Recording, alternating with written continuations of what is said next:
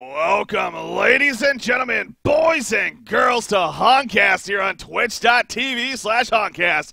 Final Four action is upon us officially on what is the final weekend of Hon Tour Season 3 for the North American European region, at least. Of course, again, we got the World Finals going to be coming up later on in the month of March, but before we get there, we need to find out one more team going to be joining Sync Esports representing our region, and it's going to be one of these four teams here that is going to be doing so. Today, we got both semifinal matches, both of them best out of three. The winners of them will advance on to the grand finals, where they will play in a best of five straight up tomorrow. The winner of that is going to Thailand and competing in the world finals. These are the four teams. Of course, the matchup we got right now, Fresh going up against Null Gaming. In the next series, which will be later on today, will be Willowkeeper versus Reason Gaming. But focusing on the first matchup here, Fresh, Nullstone. Here we go, game number one. I'm joined as always by Minnie. Minnie, how's it going? Hey man, yeah, I'm doing really good, and I can't wait for this matchup. I mean, like I said, it all comes down to this, and both teams very confident in taking this game, and draft is already underway. Here we go. The first pick, in fact, already coming out. But, yeah, you know, this is really interesting stuff because Fresh, again, they are the #1 seed coming out of Group A. They did defeat Willowkeeper, again, perhaps surprising some people in the process, but picking up some big-name players in Probus and Zibe even later on in the season definitely has given them that extra boost necessary. And this is a team that is determined to win, no doubt. Null Gaming, they're, of course, Team America, really, in a sense, representing the USA over here, and definitely going to be looking to give it their all, and most certainly could definitely pull out a win here and advance on. It would not be the most surprising thing ever. But if you had to give a favorite, possibly Mint, but again, both series really today, I'm expecting even matchups and just good games coming at you. With that said, though, enough rambling on. Let's take a look at the actual draft ahead of us here. We got Swiftblade, Tremble, Dr. Repulsor, and Warbeast were the bands, cracking that first pick into a Magmus, and then the Puppet Master to follow things up. And as you may notice, Quincy is officially back. Even more good news. Yeah, definitely. The draft is a little bit interesting to me personally, though, because obviously you've got Hellborn. Normally the three main bans that almost always have to be dealt with is Tremble, Dr. Repulsor, and Warbeast. And obviously if you're playing Hellborn, you almost have to choose what kind of poison you're going to go against. Is it you're going to leave the Tremble open, you're going to leave the Doctor, or you're going to leave the Warbeast open? But in this case, Serenity's actually banned out the Dr. Repulsor. Obviously he could have banned out the Swiftblade himself and then left the Dr. Repulsor open for him to get first pick, but perhaps just doesn't want to deal with it and wants to play without Dr. Repulsor entirely, for example. So picks up Dr. Repulsor, bans out Dr. Repulsor. Yeah. Just to sort of not deal with it, which is kind of interesting to me. I mean, Dr. Repulsor has most certainly been one of those heroes that has just been a very powerful carry hero, and it's just a very obnoxious carry hero in this top-tier play because it just has the mobility that he brings to the table, the constant pressure that he can apply, and obviously a very strong laning phase initially in the first place. So, you know, in the end, perhaps not too surprising to see it banned, but definitely some good reasoning right there behind it. You got the Behemoth pickup now coming out for Mint to finish off their top three. Andromeda was a support option, by the way, for Nullstone so far. Yeah. We'll see how they follow this up now. I really do like the Andromeda pick, though. The hero, in terms of the support role, has been gaining a lot of traction recently, actually. And in this game in particular, works very well, particularly with the Tempest pickup now. Obviously, if Tempest is already picked up on the board, you're going to want to be banning out the Andromeda, so it leaves one more ban open for Nullstone. But not only that, Andromeda is very strong against Kraken and Puppet Master because of the swap, honestly. Can stop out any kind of initiation from the Puppet Master outside of the Assassin's Shroud, but also can get rid of any kind of the superior stun from Release the Kraken with the swap. So a very useful pickup here, actually. And Behemoth just works very well with Puppet Master on the side of Mint. Great laners together and can secure a lot of kills on the suicide. That they can. So Behemoth, again, another hero that's beginning more and more attention. You see the overall stats right there. You know, win percentage pretty much 50-50, 48.6% to be precise right there. But definitely a hero that has that potential to make some big plays of course, and as you mentioned in the laning phase, very strong with that Fissure Stun because of the range that it simply has. Real quickly, too, again, Blaze, our article guy, he's been writing some more articles, and did write one for today, in fact, the Final Four preview, so if you want to check it out, guys, before we get too much into this, again, previewing both of the matchups here that are coming at you, Fresh versus Nullstone Gaming, and then, of course, Willowkeeper versus Reason Gaming later on today. But we see the next tier of bands coming out here. You got Clank so far into Ophelia, Flux into Parasite. So what you got making a point right here that taking out the strong jungle options that were still left at this point of the Ophelia and Parasite. We'll see if he finishes off even with another one here, something like a Solstice or even a Legionnaire we've been seeing quite often lately. Yeah. He's banning out a lot of Tempest counters. Obviously, the Parasite and the Ophelia both have ways of dealing with the Tempest, which is a strong factor. Not only that, I think both of those junglers can easily man up against Tempest in the jungle. And obviously, I've been sort of sitting in some of the Skype calls from Nullstone, and they're not too almost happy to play against enemy junglers. They love a lot of junglers themselves. That's kind of no surprise there. But with the Pharaoh ban as well, it's very much trying to protect the Tempest and his ultimates, obviously, from Stronger Heads, or when he gets Stronger kind of thing. That Midas spin right there, kind of interesting, but a little bit off the wall. But perhaps Nullstone has been showing some glimpses. I mean, we have seen a little bit of Midas here in play in general. Not from Nullstone, though. Yeah. I mean, I haven't seen them. I mean, I've been watching a lot of scrims, and I haven't seen them pick up Midas themselves, for example. But understandable. There's the Valkyrie pickup though, and Nullstone are actually right-clicking the Occur, so perhaps they are assuming that could happen. And I mean, whenever you have a Tempest pickup, Reiki, like you can always like run or even man up like an aggressive dual lane, because the hero is good, great farming hero, but it doesn't offer too much until level 6, honestly, because he's kind of passive. Like the nerf to the stun range is actually a big deal, and Tempest can't gank as easily as he used to. So he's kind of forced to sort of stay in the jungle, and that allows the other team to really exploit his weaknesses in the laning phase. Yeah. Yeah, you do see that right click of the Curse you're pointing out right there. If anything, to take it away maybe from Mint.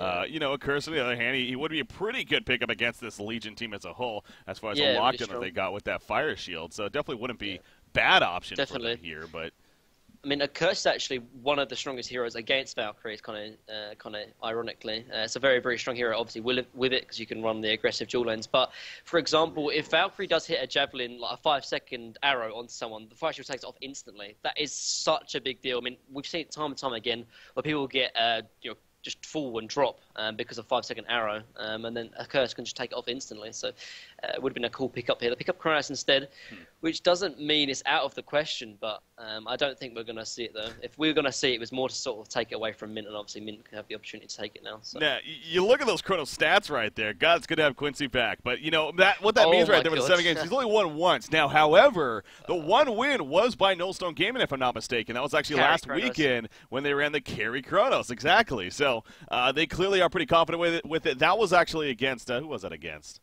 Not Coolio. It was against... It was Shrek. Shrek is Love. Shrek is Love. That is right. So, anyways... remember that massive, crazy game? Yeah, game the token steal. Yeah. That was that game, yep. Made some big plays with it indeed. So, versus Team Who. Oh, it's versus Team Who. That's right. No, yeah, Team Who was the one that played it. That's right. Team Who did defeat Shrek. That's right. Anyways, the point being, he had that great token snipe. Quincy wasn't even here, and he knows. Come on now.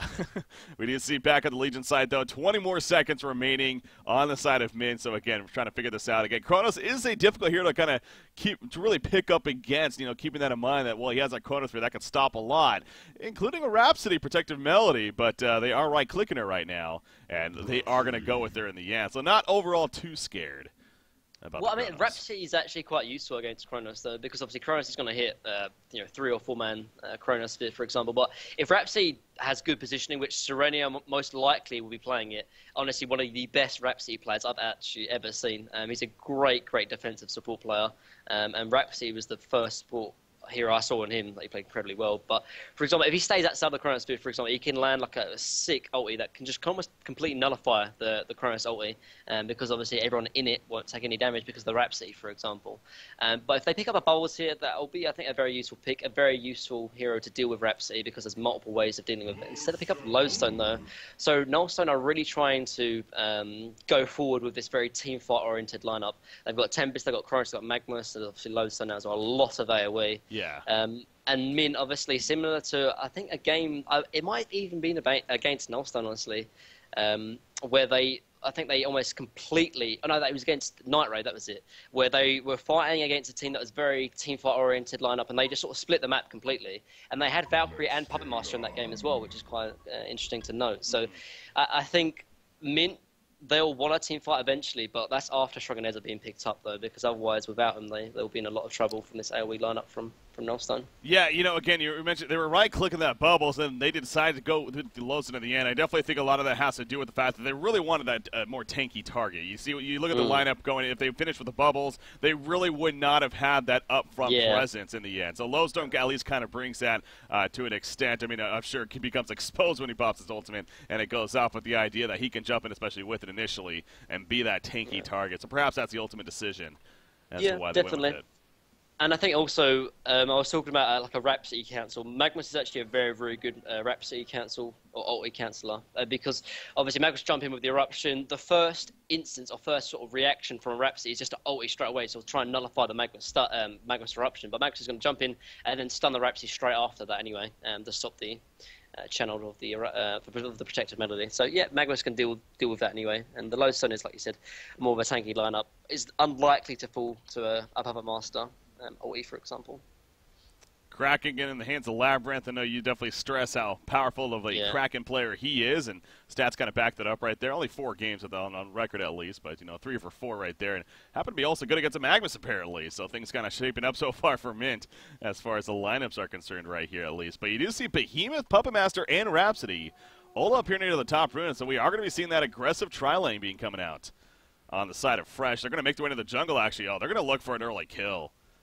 We'll see if they get something. Now, Chronos definitely not going to be the target 2 kill. If they stun-lock him, though, they might be able to get him. They can stun-lock him. Just out of range, though. Nah, they're not going to try it. Or maybe, no.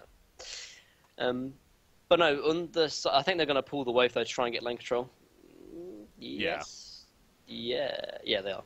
And this will just give them instant lane control kind of thing. It's something that a suicide hero would sometimes do, try and pull it behind the tier 1 to tier 2 tower. But in this case, they don't have to do that. They can just sort of hold the creep wave until the second creep wave of Mint comes along, so they're just going to sort of try and share aggro kind of thing in the meantime. Yeah.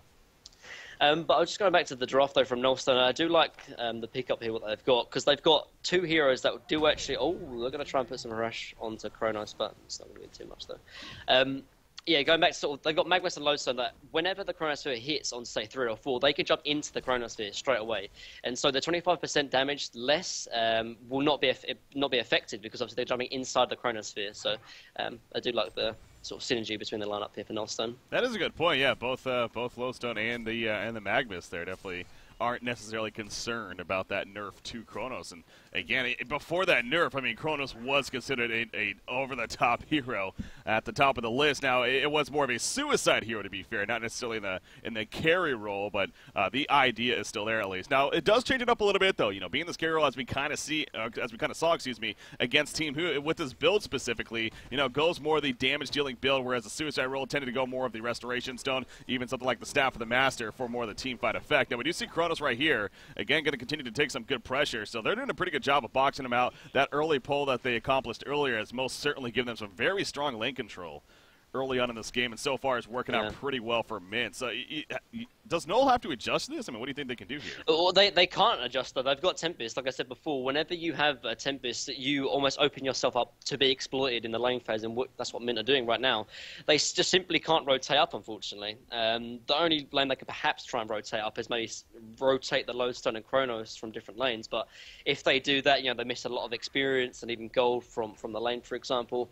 The only timing that Nullstone have in this game right now in terms of the laning phase is maybe get Tempest level 4, level 5 perhaps, and then try and set up a gank on this top lane. Because outside of that, there's not much they can really do, unfortunately. You see right there, yeah, the one game was indeed that carry Chronos role where the losses, the 0-6 record happens to be from the Suicide Chronos. So teams trying to dive back to what was Haunter Season 2 strategy a couple of times and clearly just not working out the best. But once again, you see the boxing out continuing. Iceland Gogo doing a fantastic job of that, as well as Serenia. You got Puppet Master. Zibby playing the Puppet Master here. He is having that absolute free farm. Now, at the bottom lane, Labyrinth, he's taking a little bit of pressure there, but that was just an illusion and drama, almost scaring him a little bit. Not the biggest deal in the world, though. That should actually be the rule Andromeda though, because Resh is actually doing nothing up here. Actually, he's doing something. He actually has the possibility to die here. The only person that can't die is Cronus because of the Q. Whereas if Andromeda gets caught off, for example, he's going to be feeding the Rhapsody and Behemoth there. He should either try and rotate mid or down bottom to either try and harass or try and set up a gank, because he's actually doing nothing here. The pull camp has been warded, so he's not able to pull the lane. And him just sort of sitting behind Cronus isn't going to do anything, unfortunately, because Cronus has the leap anyway. If he gets caught out of position one time, he's just going to die.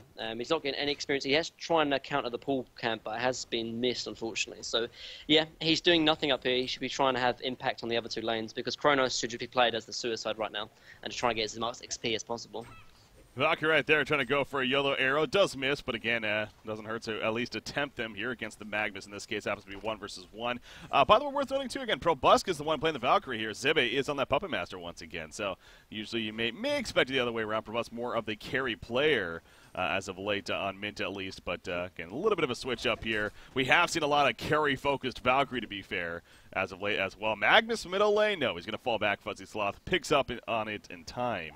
And he gets back to the tower. It's going to be fine, so. Yeah, I remember when Zibe said, I think he said Zibe, whenever Mint run like a tri-lane, Zibe is always going to be the core who's farming in that tri-lane. And because of that, I guess Mint wanted to have the Puppet Master in the tri-lane instead of the Valkyrie, which makes sense, I guess. They're most likely going to deal with the Chronos, and the Puppet Master has two different control or crowd control abilities to deal with the Chronos, for example, and the Valkyrie just simply doesn't. So they just wanted that Puppet Master in the tri-lane, and that's why they've put the roles on these heroes. Yeah. You look at the GPM right now, definitely in favor of Mint so far. Hastrun on the Valkyrie as well. We'll see if he can make good use of that. Kraken actually leading the way. In fact, not only level 6, but farming 335 gold per minute. Safe to say the Labyrinth has been doing a pretty good job as far as the last hitting goes, 30-7 overall. Now, of course, you got Tempest in the jungle. He is actually the top farmer on Nullstone over here. So what you got, again, a little bit under the weather here today. Apparently, we had him on the pregame interview. Definitely could hear it somewhat, but hey, persevering, of course. And he's up there of nearly 300 gold per minute at this start. I think it's safe to say perhaps getting some use out of him in the near future could be pretty impactful. He is level 6 right now, and it looks like he is coming mid as I say that. See if an opportunity arises right here. Ooh, they want to, but again, he needs to get somewhat close. And now he shouldn't have been spotted right here, but he has boots as well. Actually, this could be the difference. I think if they can get a stun from Magnus and time it perfectly, they might be able to get something. But Probos is playing very defensive though. He knows what's up. He feels something's up. Perhaps the Andromeda missing from the top lane is, if anything, what's giving him a clue that he should play a little bit more passive right here. But again, he also has that haste stream bottled up for another 30 seconds. So if he does get jumped, that could be a difference maker as well. I think they still might be able to kill him though. Like if they stun into hole, they might be able to catch him. Oh, Kraken's rotating over. Andrew might be in trouble, perhaps. Room gonna spawn. Just a refreshment. But yeah, I mean, this Andro unfortunately hasn't done anything. He's sat top for the last sort of 4 or 5 minutes and hasn't really achieved too much. I think if he rotated down bottom or mid from the start, I mean, Kronos would be getting the same amount of farm and the same amount of XP, for example, if Andro wasn't there. He is rotating down bottom, and they might be able to catch Kraken if Lowstone ultis, for example. But yeah.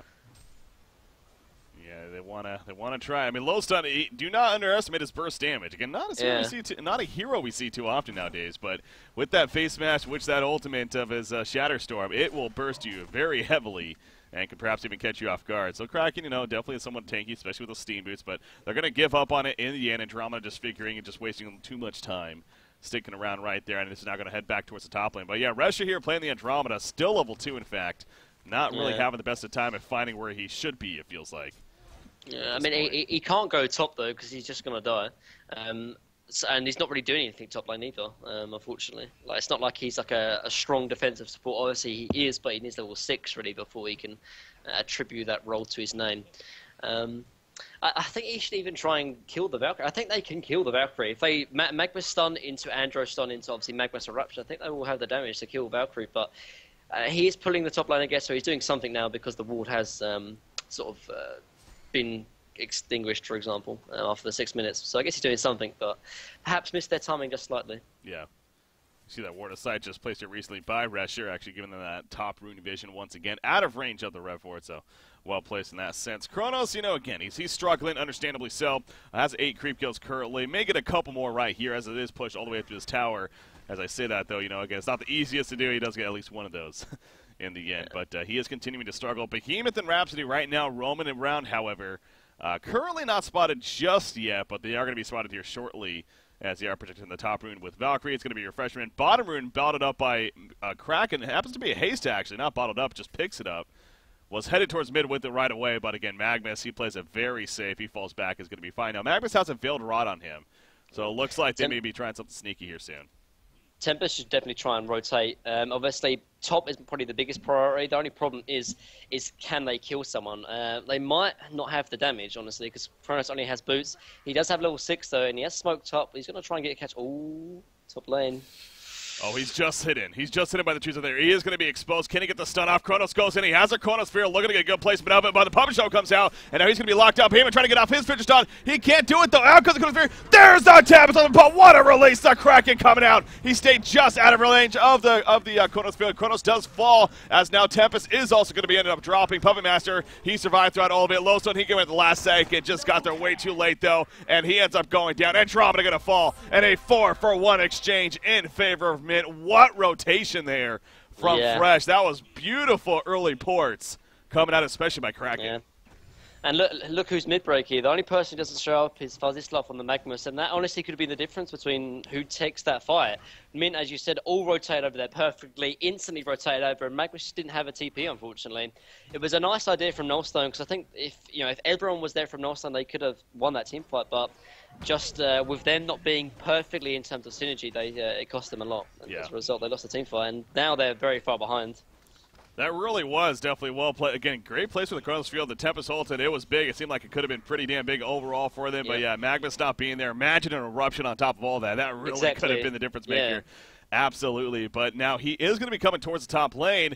We'll see if this still pays off. Kraken, oh, he missed the initial charge, actually. Kronos just able to sidestep it, and now Magnus in a pretty good spot, perhaps, to get initiation in the background. Lowson also here. Puppet Master has no clue. Magnus comes in, a beautiful line stun. The lockdown on Puppet Master with the Comma stun follow-up. Kraken, he survives the initial damage. It looks like they're split focusing right here. They will put their attention onto Puppet Master, though. Arrow comes out, but it was just too late, as Puppet does fall in the end. Valkyrie, she has to get away as she was running into all 5 of them. So they do get a kill on a Puppet Master, which of course is very important for Nullstone Gaming. But honestly, Mint, that could have been much worse for them at the same time. Definitely could have been a lot worse. But you just see, like, when Nullstone fight as 5 and they rotate all 5 over, like, they do seem a lot stronger, for example. And obviously, this time Flyslop does rotate over and does do a lot of work. Unfortunately, didn't do it for the first team fight. But still, I mean, they're only 2,000 gold behind, and Kronos is starting to get farmed right now.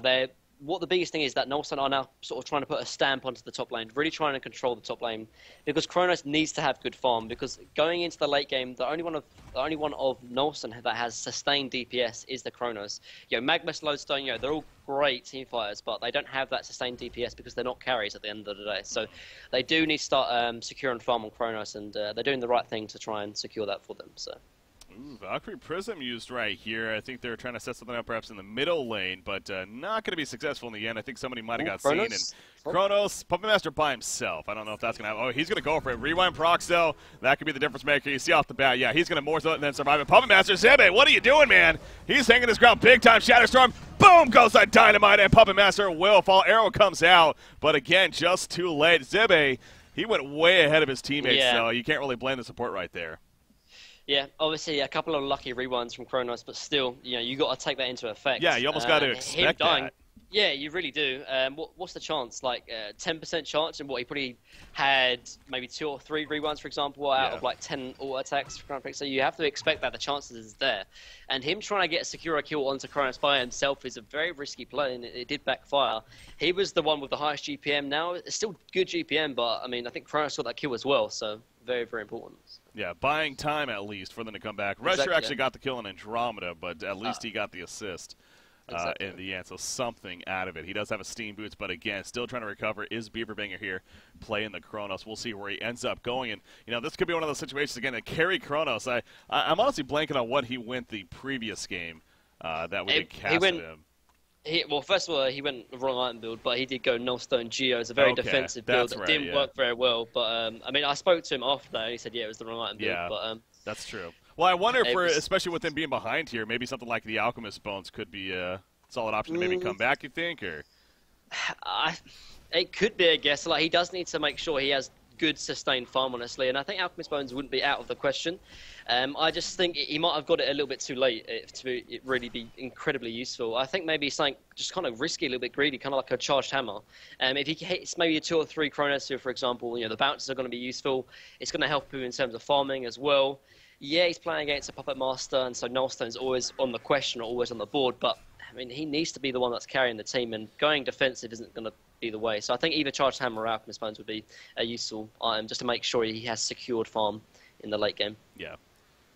You see the Astrolabe on Tempest being worked on, definitely. He's got that refreshing ornament now, so of course the pattern next in line, and we'll have that completed. Magnus is back in the middle lane, has a haste room bottled up. You do see Rhapsody nearby, as if they may want to try for something. Puppet Master, the Voodoo Puppet, is going to be coming up in 10 seconds. Still trying to finish that Assassin shot. Again, a little bit of a setback there as a result of what happened at the top lane. So trying to get the farm to successfully finish that item. Lodestone going to finish triple stack in the Ancients on the Hellborn side in the meantime. Speaking of Lodestone, Portal Key for him. He has 600 gold now after Steam Boots Mystic Vestments here early on. So Portal Key going to be next in line. Yeah, Magnus should go down bottom and take these Ancients to get his Portal Key, and as he does, most likely. He should anyway. Like, if he gets these Ancients, he gets up. Yeah, he is. So he's going to take the Portal Key, or he's going to take the Ancients to get the Portal Key. So a very safe play to make. He could be farming mid, but you got Puppet Master there, you got Rhapsody behind him as well. Like, if he dies, oh no, he's not going to do it. If he dies now, it's just going to be a very risky, very unfortunate thing. But I think if he just takes these Ancients, just use Eruption, and he's going back and forth, man. Boy. Like, he Not should sure do what it though. to Like, do. yeah, he is going to do it. That's good. It's the right play to make because, like, if you can get a Portal Key in the next team fight, it could be the difference, for example. Yeah. And just getting that secured farm is very important. And Now, Andro's sort of sitting up here to the XP mid anyway. So. He's not using the Eruption, though, so it's going to take a little bit longer right here to finish them off. I assume they're still going to be able to, of course, but yeah, definitely taking a bit longer than would have if he was to use the Eruption. So you see right here, though, definitely should have it as long as he gets at least one more of these to finish them off. He needs one more even. There we go. He has enough gold for it. Again, Lawson, I think, even getting a couple last hits. And again, he needs his Portal Key, too, so not that he has this now. Pro Bus. He thought something was up. I think, is it Valkyrie Prison? No, it was Middle just lane? a normal... Oh, what an arrow. Rusher had no clue. And you see Puppet Master is like Voodoo Puppet out and dead Andromeda. So well played, though, by Probusk. That could have been the Magnus break here. So that is really important that he went and took those Ancients True. and took that Portal Key. So, yeah, I mean, it's a death on Resture, not the biggest of kills, but still something nice for Mint the day. Yeah, you do see Dust on Andromeda, by the way. Again, very important to have against a hero like Valkyrie. Perhaps that come into play earlier in the game, too, in that big team fight at the top lane. Kraken farming away in the jungle. He has his Portal Key now. Another 900 gold, in fact, saved up on top of that. So he's looking pretty good here himself. You look at Kronos, 1,500 plus gold. Beaverbang has had a bit of time now to actually recover in his farm quite a bit. It's jumped up 225 GPM here. I would actually like to have seen Fuzzystoff rotate down bottom with his early Portal Key. I'm not 100% sure. Did he show his Portal Key middle? I don't know. He is middle, but I guess he hasn't shown it because otherwise he'd be farming it. But I think he should definitely try and use it straight away. He's going to show it here most likely. Yeah, he's already shown it. I don't like that though because, like, with a surprise Portal Key, you could almost assuredly get a kill on almost anyone on the map. For example, Behemoth was farming down bottom for the last 3 or 4 minutes. I think with Lodestone there as well, could have easily secured a kill onto the Behemoth, for example. Like, I've been actually watching a lot of scrims from the Thai teams as well, Breaky, and they are incredibly aggressive, actually. Like, whenever they get a Portal Key, instantly they go for a gank, for example, and always looking for kills. Yeah, they really are. It's something really quite impressive, and I think it's a little bit of passivity here from Nullstone. Could have hurt him a little bit. But time's passed, though. I guess he didn't want to make the risky play, for example. There is, I think, a couple of heroes off the map, so they didn't want to make the play. Yeah. They're happy to sort of sit back and farm as well. You've got Astrolabe on Tempest. Kronos is getting good farm as well. They don't really want to disrupt the balance, I guess.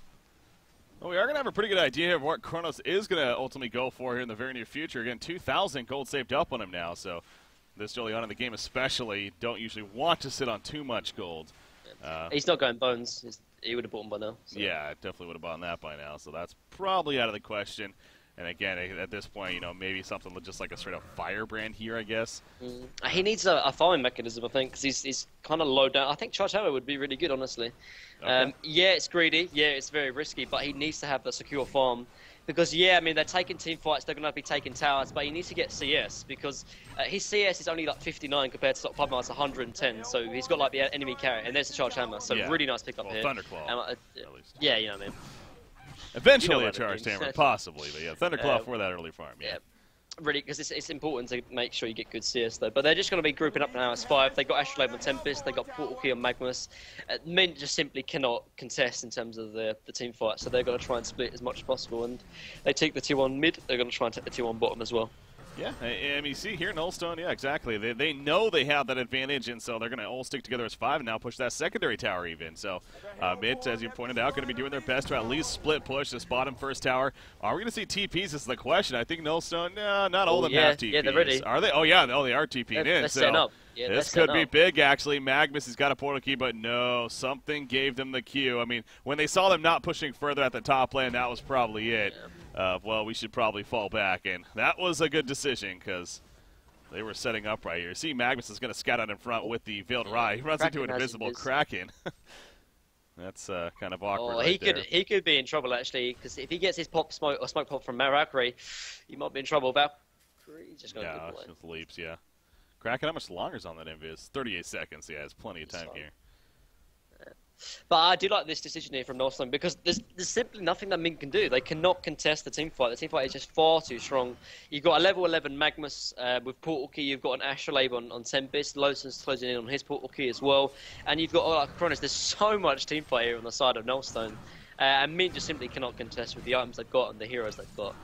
They're at least going to need stronger heads on all their cores before they're ready to start taking team fights. So Mint, they need to be looking to try and get good trades, and at the moment they just haven't been able to find that great of a trades, honestly. Yeah, I mean, they're farming well, don't get me wrong, but they've only got 1 tier 1 tower mid compared to the 3 they've already lost to the side of Nullstone. So, but they're still doing fine though. Like, they are farming very, very well. They're only 1,000 gold behind, which is strong, but I expect probably the tier 1 tower mid to go down as well. But they do have Portal Key on Behemoth though, so they have delayed quite well so far. Portal Key and 3 minor totems and those boots. So yeah, ideally wants a little bit more mana pool, but yeah, most certainly could definitely pull the combo off still without that. Now you see right, he actually hasn't got anything in Enrage just yet. That's kind of interesting. Not even the 1 point, or excuse me, into Enrage. He's just gone all out heavyweight here. It's something actually that I've seen a lot of the Suicide Behemoths for the Thai teams. Like, they've been running a lot of Suicide Behemoth in the Thai teams, and they don't even touch Enrage until level 10, which is I'm not 100% sure why. To be fair, I don't like it because it's 1 less stun you get out, obviously. And he's got Portal Key as well, so I mean he can chain his abilities to make sure it's like at least a 3 perma stun. But I guess with the combo he's got, he's going to do a lot of early damage though with the burst from the heavyweight maxed out. So I can understand it, I guess. Yeah, I mean, look at the overall gold lead. It's actually in favor of Nullstone Gaming right now. 1,000 gold lead, and the experience is practically identical. So with again, there was a big start to start things off. Yeah, 4-1 hero kill advantage for Mint, and they were definitely getting a good lead early on, but they really haven't been able to get a whole lot since then. And I think the idea that Nullstone has just been sticking together as 5 because they know that's where their strength lies has really caused issues for Mint right here. So definitely well played by Nullstone and knowing their advantages. I think I don't know if Behemoth's Portal Key has. Oh no, he's actually dropped it. Actually, this is really smart from Serenia. Drop the Portal Key, so Nullstone. But I think Nullstone know what's up there. I think they're assuming the Portal Key's on Behemoth though, because they're very, very hesitant to sort of go up and try and take down this tier 1 tower. Because if they all clump up, I mean, yeah, they've got the stronger team fight, but initiation can be the key here from Mint. If they get a good jump with the Behemoth and Kraken, yeah, Nullstone are going to sort of get bursted down before they can get anything off anyway. So. Denied the top tower right there from Beaver Banger. Another 1,700 gold saved up. So again, that Thunderclaw definitely excelling his farm a little bit, and nearly 300 gold per minute now as a result. Obviously, the attack speed not only good in the sense of extra farm here, but especially for his passive, that being the Curse of Ages, which currently is level 3, but more stun procs as a result of that faster attack speed. Oh, Valkyrie. Okay, earlier I thought I saw her actually going for a Thunder. Oh yeah, she does have a Thunderclaw. I was like, for some reason I looked over. Anyway, she has Thunderclaw. She has now an Energizer she just picked up right here. So kind of, getting the early farm item earlier on. Now going more the battle build with the Energizer pickup. Valkyrie Prism towards the top lane. They're trying to set something up. But they've got smoke as well. Maybe. Yeah, they do. Yeah. This is really smart because the smoke will pop, but the Valkyrie Prism won't. Valkyrie Prism's just ended though now. So. Yeah, that just ended. So they're still not going to find the opening, and I think Kronos is going to be fine as he does walk away. Right I think there, if they can get the jump on him, they can easily burst him down. He's only got 1,000 HP, not very tanky because obviously he's a little bit more of a greedy build here. But it's working out so far. He has recovered quite well, 300 GPM, making his way to Geos as well, which I like. Obviously can get out of the puppet Puppeteer's hold, for example, which is going to be useful. I mean, the one thing I remembered actually when he bought the Nelson and the Geo as a very defensive build, he was still dying to the Puppeteer's sort of initiation. I can't remember who they had with him, but I think it was Puppet plus a Magnus, I think, Mint had, and they were still killing Kronos regardless of his defensive item build. So this makes a lot more sense. You know, if he's going to die, he's going to die, but at least he's going to dish out a lot of damage before he does die in the end of the day. So makes a lot more sense that way. Middle tower goes down right there in favor of Nullstone Gaming. So 23 minutes into this game right now. We got a 2,300 goal lead and an 800 experience lead here in favor of Nullstone as a result of that tower kill. Again, excel them even a little bit further. So Puppet Master, he is continuing to have the top farm, though, nearly 400 gold per minute. The Assassin Shell, the Whispering Helm, and now the Shrunken Head in the works. Once he gets that, that definitely could be a big difference maker, of course. But Kongor is going to be attempted in the meantime by Nullstone. No, pretty good Kongor killing team. Kronos himself is obviously very good against him. The fact that he constantly is locking him down with that stun proc, as we see constantly happening here. So, they're going to get it. Yeah, there's no vision here. They got 3 melee. They don't have the greatest. They don't have a great Kongor. Okay, maybe not. They have no lifesteal, and they have no one that can really tank it though, because they don't have a lifesteal either. Like if they had Abyssal Skull on anyone, I think they would have been able to take it. But yeah, and not only that, they've got 3 melee, so they don't actually have the greatest killing Kongor killing team. Unfortunately, but you tried. It's fine. Yeah, almost. Yeah, they need Abyssal Skull, and they need someone that is like kind of useful against him, like a tank hero that has high life regen, but they simply don't. And Mint thought it was happening, but it wasn't. Yeah, no, if they had a good Kongor killing team, and that would have been successful. But yeah, I guess just not as strong as I thought it was to be. But here we go. Behemoth is going to walk right next to Kronos. Shockwave comes out with the creeper nearby. Kronos going to be trying to swapped up from Andromeda. He leaps away. Going to be fine. Shadowstorm coming in. The big Tempest ultimate. It's not going to be stopped. Magnus jumped into it with the eruption. He does a lot of damage. Chronosphere locking up Puppet Master as well. He locked in a lot of his teammates in the process, but I still think they should be able to secure this kill as they do. Valkyrie, the sole survivor, and they want to die on the side of Nullstone Gaming. That is the AoE synergy coming together for Nullstone. Yeah. Boy, oh boy. Yeah, I think they could take Kongor now, though, because they're in no threat of getting jumps on from Mint, so they can go very, very low and still try and kill it, which makes a lot more sense. And I think Kongor was at 80% HP anyway, so they can take it now. But that, yeah, you're seeing the AoE synergy, though, from Nullstone, like insane amount of synergy.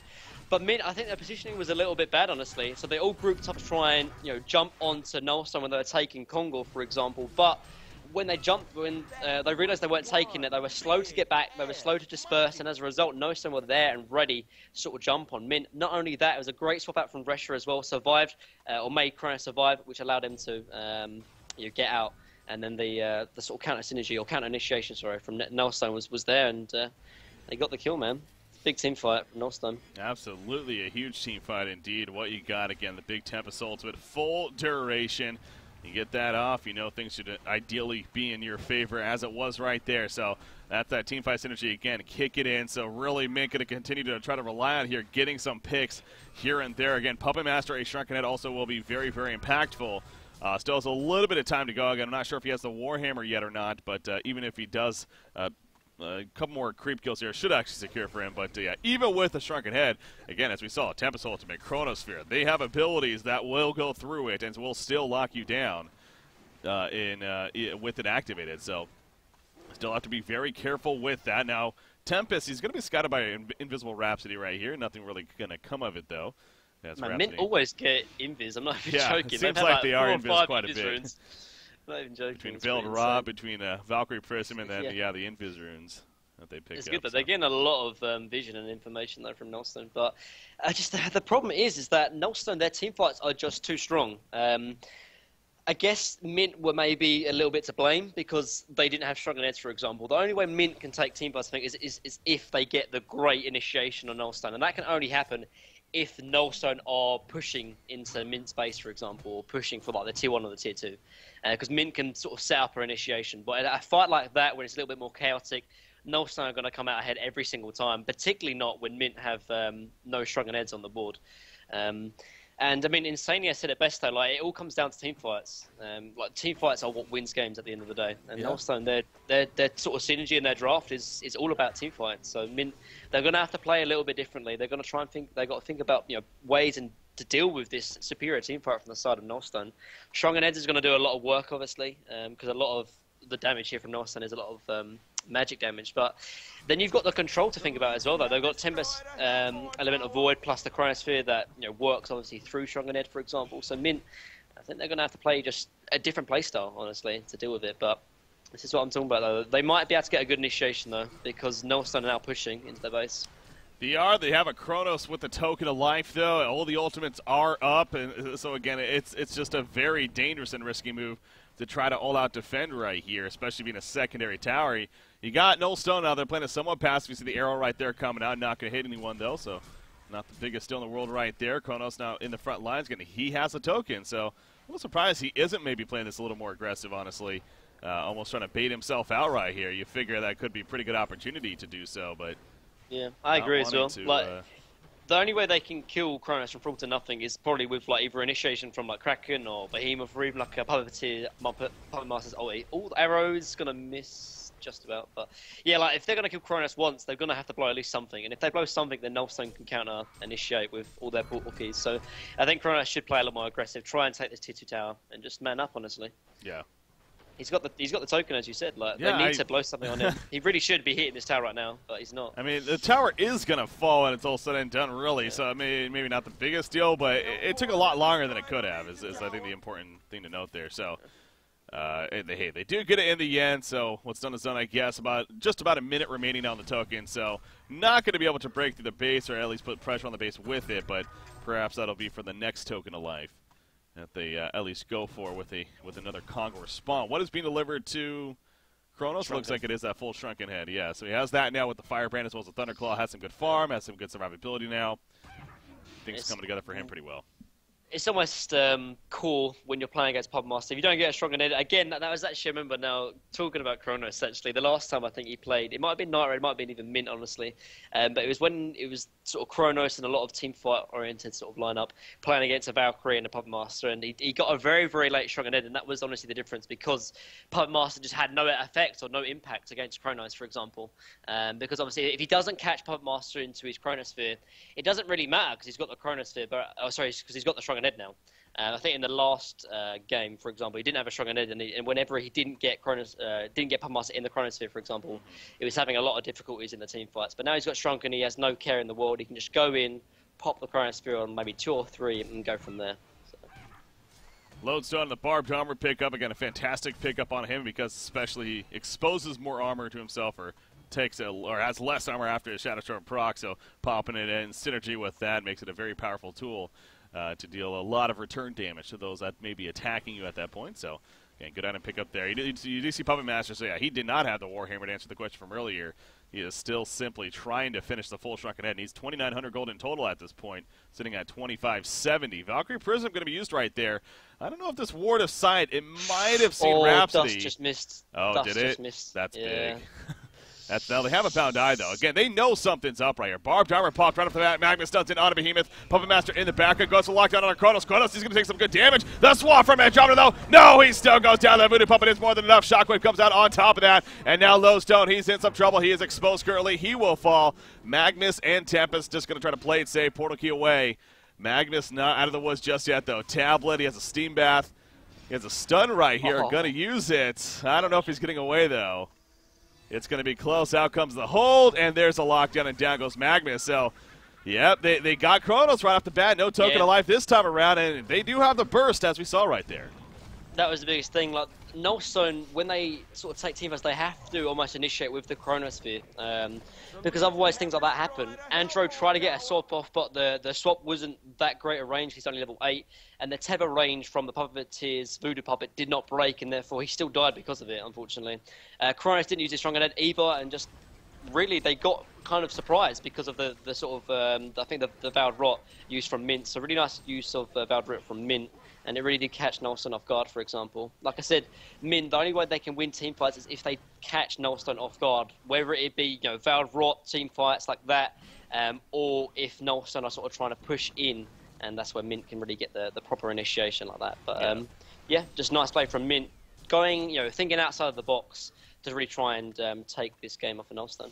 As we expected, we are getting a hell of a game number 1 here to kick things off here in what is the final 4. So much being on the line. Both teams definitely pretty tense and looking for victory here in the end. You got the Legion side of Mint. They were hanging around a little bit, but Just farming out a couple of the jungle creeps do fall back eventually, but hey, they got a couple of those jungle creeps killed and able to work off of that. Now, actually, Zibbe, very interesting decision here. He actually chooses to pass up going to Shrunken Head as a result of winning that fight, I assume at least, and decides to go for a straight-up Hellflower now. He has the 2 Arcanas all of a sudden, and a third one on the way, so quite a change up there.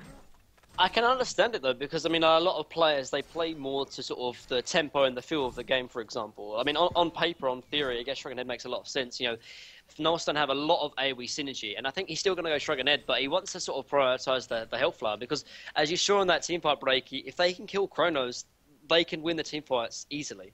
And obviously, picking up a Hellflower will be very useful. It's going to stop him from using his Shrunken Head. It's going to stop him from using, obviously, the Time Leap. And if they can kill Chronos within the Hellflower duration, they're going to be winning the teamfight. So I mean, I can understand why he's prioritizing the Hellflower over the Shrunken Head at this point. Yeah.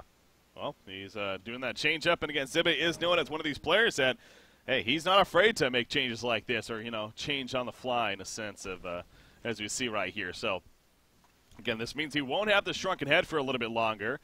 See if that comes to bite him in the ass or not. But getting the Hellflower good to go there. Looks like just a quick pause coming out. So, going to be resuming things on, though. Any kind of hiccups that happen, just want to make sure that you're good to go. Shrunken Head, of course, on a Magnus on top of that tablet and the portal key that he has. Chronos, I figure, is definitely going to be looking to get more of a damage focus here now. Probably finish a Geometer's Bane. Yeah, it'd be Geo's first, because he kind of wants a little bit more survivability, because obviously you're seeing him dropping before the teamfight even starts, for example. Magnus bottom lane, yep. Big shockwave to start it off. And an insta-kill pretty much on Magnus. No time to react, so making sure to guarantee it. No Voodoo Puppet necessary right there, so at least saving that cooldown. Really quick pick onto the Magnus. So good vision coming out and kill as a result of it. Yeah, nice aggression there from Mint, knowing that, you know, they want to find pickoffs if they can, because they've got the superior sort of ganking lineup. They've got, obviously, the Valkyrie Prism, which sets up a lot of kills, the Voodoo Puppet from Puppet Master, and obviously the Portal Keys from Kraken and Behemoth. So, nice play. And they were going to secure a Tier 2 tower now as well.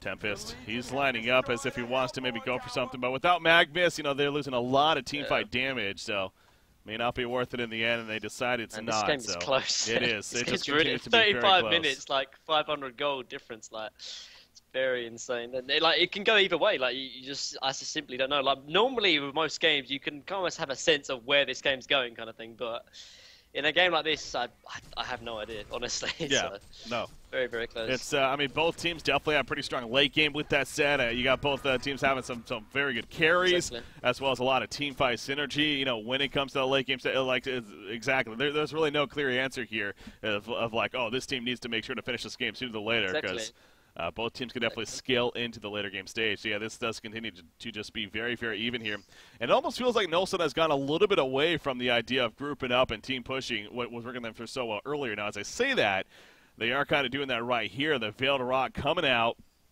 They go towards bottom. It's hard, though, because they've got most of the objectives they want. I mean, the only tower left is the Tier 2 down bottom, and obviously they are smoking up to try and take that. But they might find someone. No, they're going to find a couple of people. In fact, Tempest goes in. They're only going to catch Rhapsody. What a reaction from Probusk. Yeah. He actually gets blocked by the Snutter Boss right there, but I think he is going to be fine at the end. Yeah, that leap, man. Holy crap.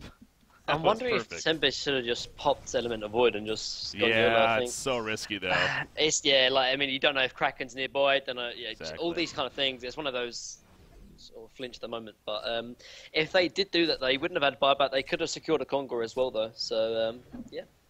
Perhaps missed opportunity, but it is what it is. Double damage on Chronos. Well, maybe they are. So now they can maybe do Conqueror a little easier here, yeah. They take a lot of damage, though. That's the problem. Okay.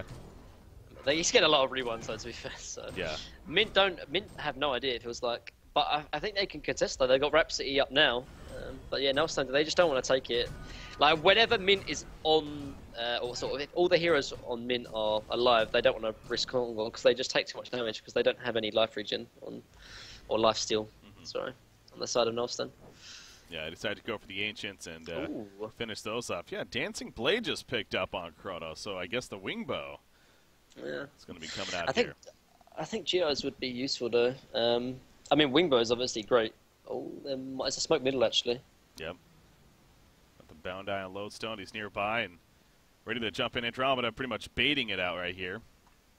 Trying to see if they jump him. They will. Will this work out, though? Chronosphere comes out immediately. Arrow hits, but the Shrunken Head was already up. Behemoth gets locked down. He's dead right off the bat. Here comes the supporting cast. Loso, though, he stuns in. Kraken going to take some good damage. He has the Shrunken Head up, but the Tempest ultimate, it's not going to be stunned. Oh, it was stopped, actually, by the release of Kraken. Magnus did stun in with the Eruption as well. Puppet Master, he is getting very low. Kronos is sitting on top and will finish him off with the auto attack. And a hat trick coming out for Beaver Banger when it's all said and done. Valkyrie and Rhapsody make it out. Again, Andromeda the only one lost, though, so another big team fight. And now again, this is gonna it's like rinse and repeat. It feels like deja vu almost. It is a little bit, man. But what you got, man, is playing such a great game. He's landed some massive somersaults that have honestly be the difference between why they're swinging these team fights. I mean, that one did get cancelled eventually, but I mean, he got 3 seconds worth of the Temper Salma already. It felt like so really, really well played there from what you got. And once they kill the Kraken, once they kill the Puppet Master, there's nothing that's too scary there for the sudden Nullstone. And after that team fight, you know, they take Congo again. So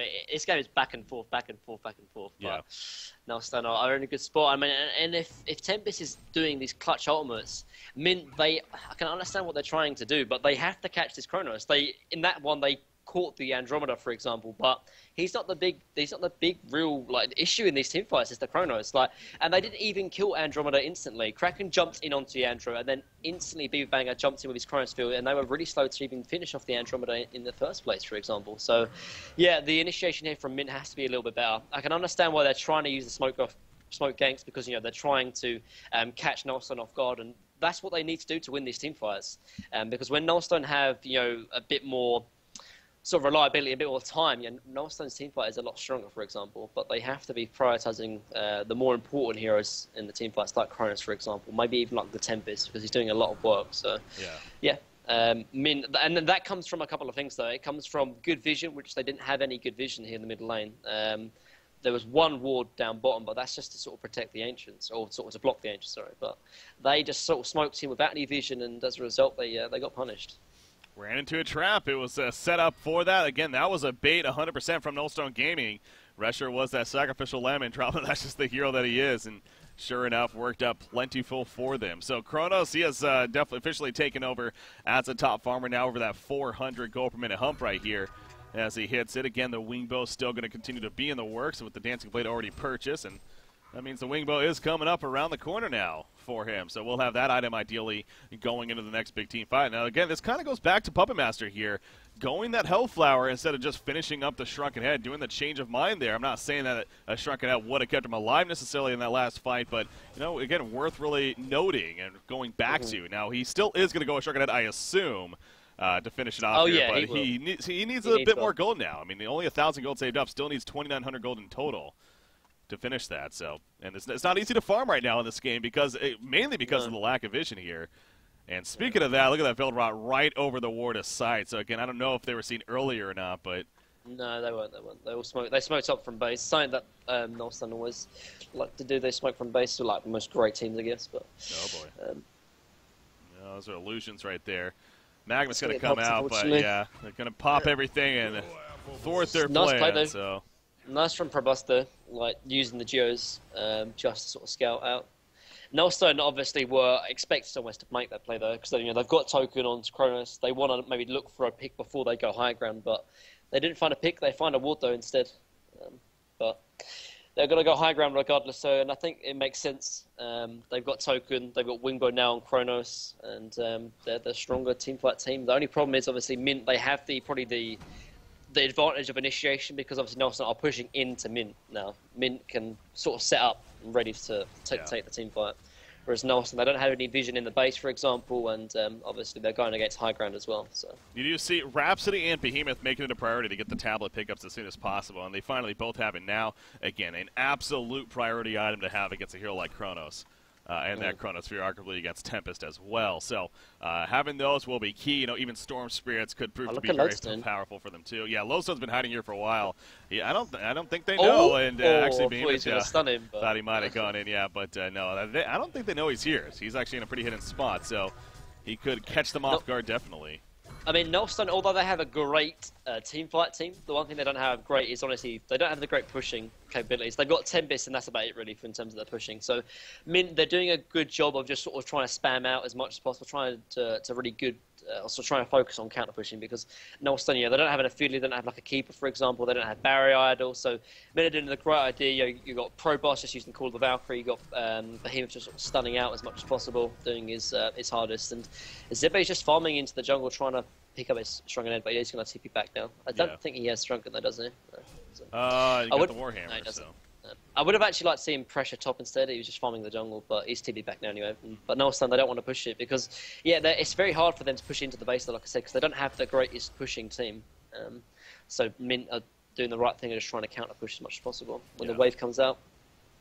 You know, I will say, Probusk, he's been very quiet this game, I feel like. I haven't really talked a whole lot about it, but it's been a very good quiet at the same time. I mean, he's 1-0-8 right here, and even we saw right there, I mean, he was just pushing back that lane quite a bit and, you know, putting some good damage into Kronos every time he would step up and try to do something to the tower right there. So he's kind of been that quiet. And, of course, the Valkyrie Prism has no doubt been very useful this game, as we've seen several times. So he's definitely had a high impact here. And, again, you can't forget his build, too. I mean, he has another Warhammer, or he has a Warhammer picked up here. I wonder, could you see that possibly turning into something like a Shrunken Head, or is it, or I mean, actually, I was actually going to say Shieldbreaker. Shieldbreaker. It looks like it's going to be Shrunken Head.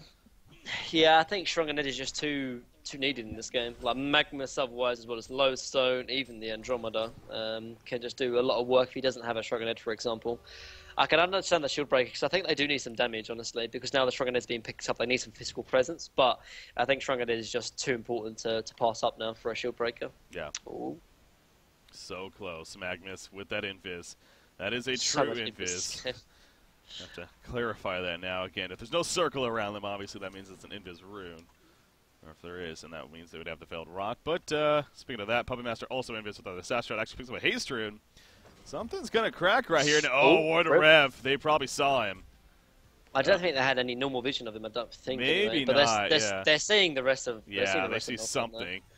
Oh, man, he can get a big stun right here. This is huge. Here goes Magnus. Is it going to stun? He stuns Behemoth in the background. Lowstone comes in as well. They got the quick pick on Kronos, though. Though it's Kronos dead. Will he be able to win this fight? Probably not. You see a big scatter in the process. Lowstone, he cannot get away. Magnus, he's jumped by Behemoth, actually trying to get away himself. And Magnus now, can he somehow squirt on out of here? He still has a Shrunken Head. He's not going to pop it this whole time. By now, it's probably not worth it. And he will fall the end. Hat trick coming out for Zibbe. Honestly, I was focused on Magnus, but Kronos just got bursted. He just walked up, and instructions round used from Puppet Master, just used the Hellflower, used everything on him. He died in about a second break. I'm not even joking. And that's just not what you want. Like, they have no vision, really, into the side. I mean, they got one ward here, but I think Mint was sort of invised up anyway. They walk up high ground when they don't really know exactly where Mint are. And you're walking up with heroes that are so important like Kronos. Like, you can't take team fights like that, and as a result, they got punished. And now they do have buyback on everyone, and they might have to use it, otherwise they could even lose racks right now. Yeah, I think this is a game where you don't want to just be giving up racks right here, even if it will be your first set. Definitely looking to use buybacks is very possible. We did see the one, I believe, already on a Magnus coming out. Andromeda swaps in Puppet Master, actually. But the quickest shot going to be fine. Magnus turns in with the eruption. Will he have the follow-up? The question. Kronos still not up, and he's not buying back. So to do that without Kronos up, that was a very ballsy move. Did not pay off in the yellow, so he tries to chase, but he misses his rocket drill, and that will be the end of that. So maybe waiting a little bit longer could have been different, but yeah, I think that team communication there was a little bit off. If Kronos buys back instantly, I think they wipe at least 2 or 3 there. But without Kronos, like I said, they don't do too much, honestly, in terms of the team fights. But they did obviously save their racks, and Kronos didn't have to buy back, so I guess that's still okay in that respect. But yeah, I mean, just that decision to go into the enemy jungle when you have kind of limited vision and limited understanding of where Mint are. And the hero, just like Kronos, just go high ground, or go into the jungle just unknowingly, is very, very risky, and it did punish them, unfortunately. Not too much, but still punished them with the lost team fight. This game is it's just been your classic one team has a big team fight, the other team has a big team fight. I mean, it literally has just been back and forth since the beginning of this game. You think again, but this all started with that 4-1 exchange at the top lane by Mint, and then it went in favor of Null, and then back to Mint, and then back to Null, and right now it's Mint's favor. It seems like it's Nullstone's turn here to make another big play and another big team fight happen. We'll see if that trend continues. Or the first one to break that trend, though, could possibly be the victor at this point, it feels like. It's very, very tense at this moment. Like, I think, obviously, Congo's coming up very shortly. That's going to play a big swing into things, for example. But, I mean, both teams have incredibly strong, good high ground defense, though. Obviously, Mint have good initiation with the Behemoth and Kraken, but not only that, they have great counter push with Valkyrie and obviously the Behemoth stun as well. So a lot of words, but he just actually Savage Mace instead. So he does go to Savage. I mean, like I said, they do need some damage because obviously the Shrunken Heads are being picked up now from the side of Nullstone. I mean, I can understand him not going Shrunken because, I mean, now obviously the magic damage is sort of falling off because Magnus Eruption, yeah, it does a lot of work, does a lot of damage, but that's kind of the only real thing that would be stopping it. Lodestone is obviously mixed. Andro doesn't do too much magic damage, neither does Tempest. I mean, the biggest thing really is the control from Chronosphere and the Tempest Armor, which both obviously do nothing if you've got a Shrunken Head, which makes sense, I guess. But and not only that, I guess he's going to be trying to be in the back sticks, obviously, so he doesn't really need to be up in the front with a Shrunken Head, unlike Kraken, unlike Puppet Master, for example. So I can understand that.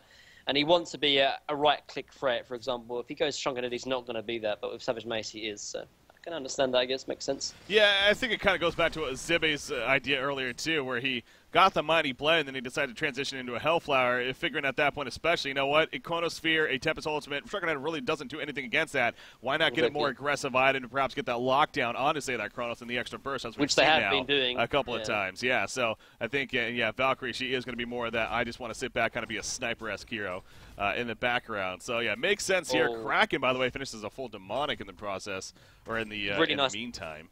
Really nice pickup from Lodestone, though. That's exactly what they needed. Storm Spirit on Lodestone. I was going to say, but the only thing that's going to make Chrono survive these incredibly great initiations from Mint is a Storm Spirit. Like Hellflower, as well as the Puppet, Voodoo Puppet is going to be very useful. Looks like they're going to try and set up a team fight here, though. They're looking to defend. Rev Wards coming down from either side. No, actually, Ward of Sight up there. Just simply the Rev Ward, so not the biggest deal in the world. They get the bottom tower. That is the last outer tower that they destroy. And will fall back shortly after. Kongor is up. This would be a third Kongor kill, I believe. So that means bananas on top of it, of course. But no, going back to the Storm Spirit, though, on Lodestone, like Kronos keeps getting picked off for one reason or another, for example. And the only thing that's going to save him is these counter initiations.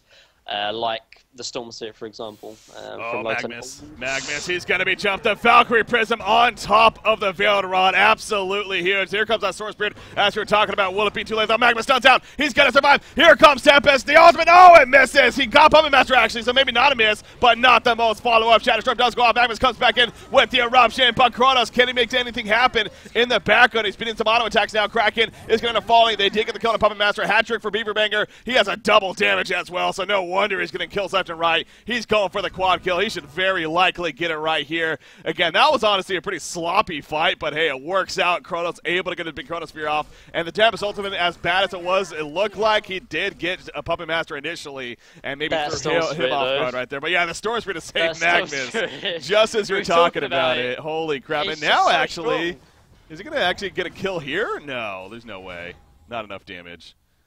Yeah, okay, gets away right there. But yeah, Storm Spirit, very clutch pickup. So strong, man. And he was so late to it as well. Like, he was like 4 or 5 seconds late, but he still has played a big part. And so it's going to be like the third Congo kill for Nullstone. So although these team fights have been back and forth, every single team fight from Nullstone has given them the better objective after the team fight. Minter might be winning these team fights, but they're only gaining golden experience, whereas whenever Nullstone win a team fight, they gain the golden experience plus the Congo, plus a couple of towers as well. So the team fights just seem to be in favour of Nullstone, or they're making team fights with the ones that matter almost, because of these objectives like this. So they're going to get token on Kronos again. Now they've got bananas, and they've got oh my god, I didn't they had a restoration stone now on Tempest as well. That's a really big pickup. What you got? He only has the 1 death, so when he's farming 330 gold per minute, not the biggest farm necessarily, but when you only have 1 death, no buybacks that he's used, obviously he has plenty of gold he's been able to spend on items. So in this case, the restoration stone, as you're pointing out right there. So a double Tempest ultimate, very, very deadly. Especially going back to when you only have the one way to stop it with the release the Kraken. So it's definitely a very, very big pickup in favor of Nullstone Gaming. And I just can't believe the trend continues, though. I mean, it continues once again. And that was Nullstone's turn, so now it's Mint's turn to win a team fight. So again, we'll see if that continues or if the trend will finally be broken here. But no doubt the first team that breaks that trend very likely going to be victorious in the end. So Nullstone, they're the ones with the advantage here, you could say, as a result of that, if anything. But the token of life on Kronos, bananas on Magnus in the background. Here we go. But Null, I mean, sorry, Mint have a great way of just looking at that. They just clear the creep wave almost instantly, kind of thing, with like a puppet E. So it's very hard for Null to push up though, because they don't have great ways of really sieging their base, unfortunately. But they could go chip damage. I think Kronos, honestly, he should go up with his own creep wave and at least get 2 or 3 right clicks into the tower. Because at this rate, it's very, very slow. So you should wait for the next creep wave, go up with it, get 3 or 4. Oh my god, the arrow just about missed. But like, he should really put some right clicks into that tower though, because otherwise Mint can stay in their base forever. And he's got token as well, so if they jump on him, you know, Nelson can easily back him up. So they've got Storm Spirit as well. So he needs to go with the wave though, with the wave. Like he needs to man up right now. Look at the top of the middle lane, too. It's been heavily pushed in favor of Mint, actually, with no racks down or anything. That's just because the creep been managing. Now, actually, Kronos, that was a Hellflower use. Going to do something enough for the kill, though. We'll see if it is enough to maybe scare them off in the end, but... They could even just give him bananas to him and just go... Because they could... Oh, they actually lose middle. Yeah, look at that, man. Wow. These creeps. That's surprising, actually. A little bit stronger for some reason, it feels like.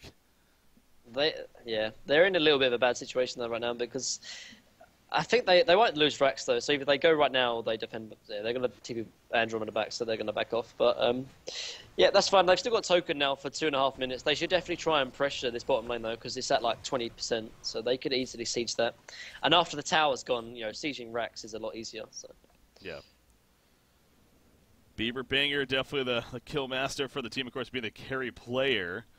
He's 25-4 with at least 9 kills, and guess what? He's 9-3-1. So good news there, definitely for Nullstone Gaming. Again, this carry Kronos here, not often we've seen it. We've only seen them once before, in fact, this season here, and that happened to be last weekend where it was victorious against Team Who. Now you could definitely argue Fresh, of course, a team up at this stage, especially 5,000 gold saved up though on Beaver Banger currently. he needs lifesteal. He needs Symbol. I think Symbol is the way to go. Not only does he need lifesteal, he needs to get a little bit more tanky, and the Symbol is going to offer him that. He's going to have at least 2.5, 2.6k HP after the Symbol of Rage, and if he gets that, then he's not going to get bursted down by like a Puppet Master, Voodoo Puppet, and I think that'd be the way to go. He needs to be able to go toe to toe with like Valkyrie and Puppet Master in like a 1v1 battle, and Symbol of Rage will give him that. So I think he should go Symbol of Rage. It makes the most amount of sense to me anyway. You think you should sell the Thunderclaw here to pick it up? No, don't sell it. Just wait till token's down. Because if he sells it, then when token's down, it's like, oh crap. No, well, my point is though, I mean, why not just sell it and then at least get the Whispering Helm, and then honestly, even open up a slot for later on. I guess I don't know. Yeah, I guess you don't have to now. But there's no need, because obviously Symbol of Rage is a lot more important than Thunderclaw, but he's still got 6 slots to be taken up, so there's no need for it. There's no rush. Like he wouldn't have. Actually, if he did sell Thunderclaw, but if he sells Thunderclaw, you can probably buy the Symbol of Rage, but then he doesn't have buyback, for example. So there's no rush, that kind of thing. Like he needs a Symbol of Rage, but they've still got token. They've still got buybacks on a lot of their heroes, so they can just chill. They're in no rush. Here we go.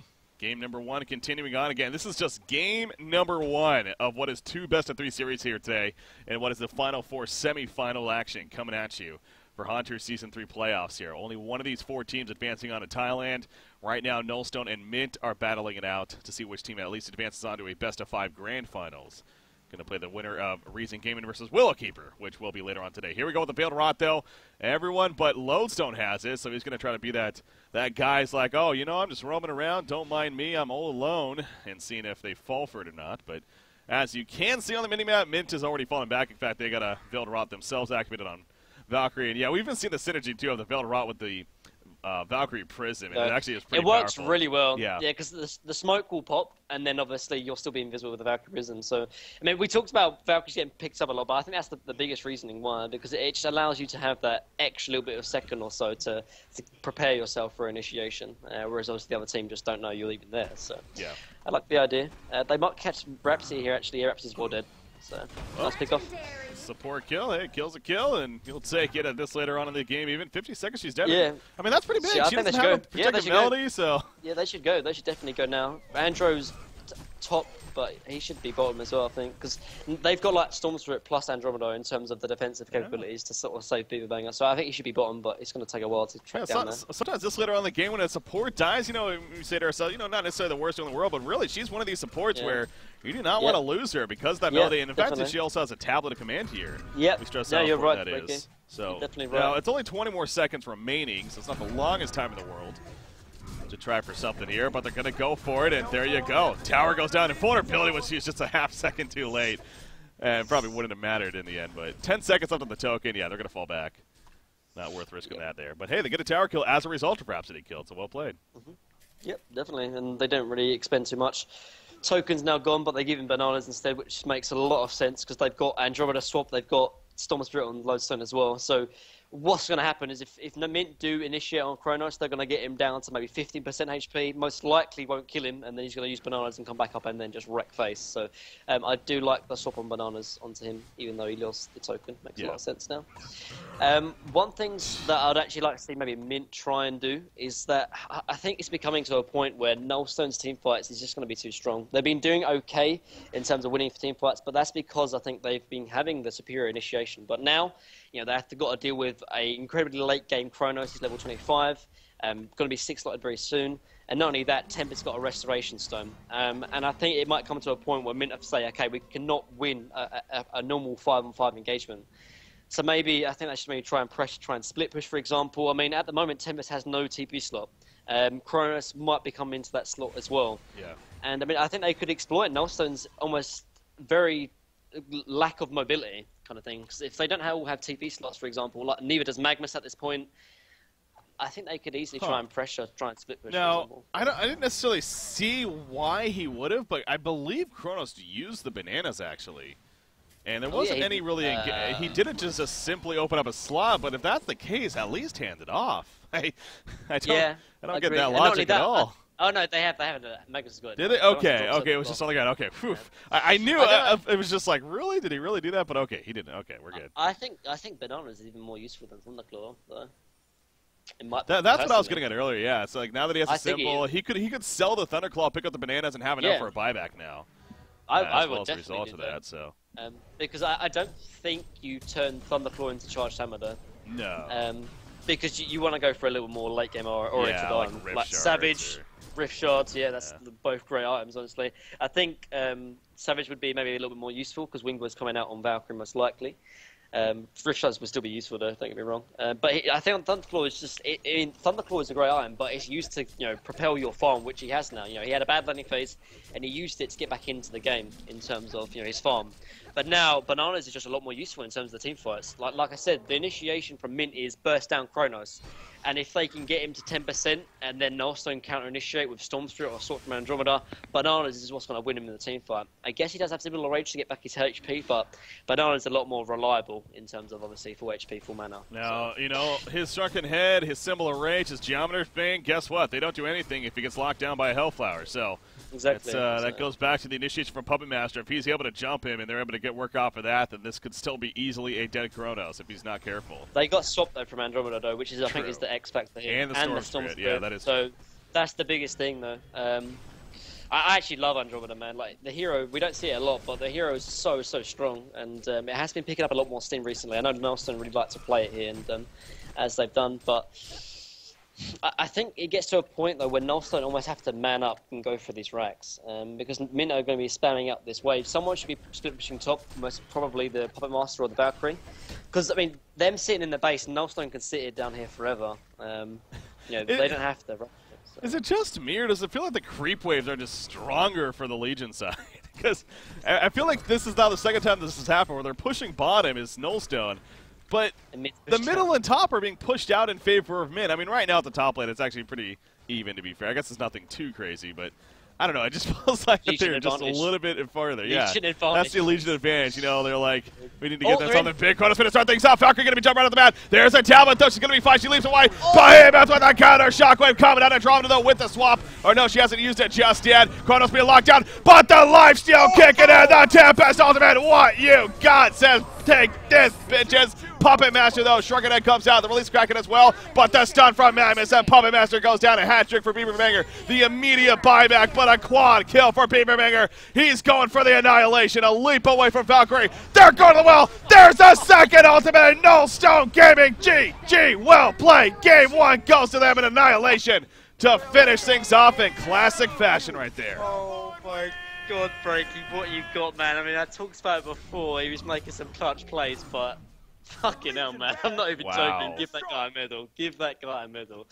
Holy... Oh, my God. What you got, man? Freaking God. That was huge. What you got landing so many big Tempest ultimates there, including the biggest ones at the very end. Clutch players make clutch plays, and that's exactly what we saw right there. How about the aggressive play? I mean, what was a very passive game for the last 20 minutes or so. Finally, Nullstone says, you know what, here's our chance. They went in, they landed the big Chronosphere to start things off, and then it went rolling from there. And you know what? They broke the trend, and guess what? They won the game. So it was a game of back-and-forth team fights.